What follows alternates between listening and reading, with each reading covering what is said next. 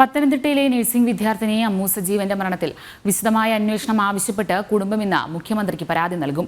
കെട്ടിടത്തിന്റെ മുകളിൽ നിന്ന് വീണ് ഗുരുതര പരിക്കേറ്റ അമ്മുവിന് ചികിത്സ നൽകുന്നതിൽ വീഴ്ച വരുത്തിയത് അന്വേഷിക്കണമെന്നതാണ് പ്രധാന ആവശ്യം. മരണത്തിൽ കോളേജ് അധികൃതരുടെ പങ്ക് അന്വേഷിക്കണമെന്നാവശ്യപ്പെട്ട പിന്നീട് ഗവർണർക്കും പരാതി നൽകും. ഹോസ്റ്റൽ കെട്ടിടത്തിൽ നിന്നും ചാടി പരിക്കേറ്റ അമ്മുവിന് ചികിത്സ നൽകുന്നതിലടക്കം ഗുരുതര പിഴവുണ്ടെന്നാണ് കുടുംബത്തിന്റെ ആരോപണങ്ങൾ ഇങ്ങനെ. പത്തനംതിട്ട ജനറൽ ആശുപത്രിയിൽ എത്തിച്ച അമ്മുവിന് ചികിത്സ നൽകുന്നതിൽ ആശുപത്രി അധികൃതർ അനാസ്ഥ കാണിച്ചു, സമയം നഷ്ടപ്പെടുത്തി. ഇത്രയും ഗുരുതരമായ പരിക്കുകൾ ഉണ്ടായിരുന്ന കുട്ടിയെ ഏറ്റവും അടുത്ത് വിദഗ്ധ ചികിത്സ ലഭ്യമാകുന്ന ആശുപത്രിയിലേക്ക് കൊണ്ടുപോയില്ല. ഓക്സിജൻ നൽകാനുള്ള സംവിധാനം പോലും ഇല്ലാത്ത ആംബുലൻസിലാണ് അമ്മുവിനെ തിരുവനന്തപുരം മെഡിക്കൽ കോളേജിലേക്ക് എത്തിച്ചത്.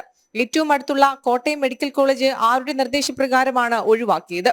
ഇതിനു പുറമെ സംഭവത്തിന് പിന്നിലുള്ള എല്ലാവരെയും നിയമത്തിന് മുന്നിൽ കൊണ്ടുവരണമെന്നും കുടുംബം മുഖ്യമന്ത്രിയോട് ആവശ്യപ്പെടും. ഗവർണർ ഡൽഹിയിൽ നിന്നും മടങ്ങിയെത്തിയ ശേഷം കോളേജ് അധികൃതരുടെ പങ്ക് അന്വേഷിക്കണമെന്നാവശ്യപ്പെട്ട ഗവർണർക്കും കുടുംബം കത്ത് നൽകും. ജനം, തിരുവനന്തപുരം.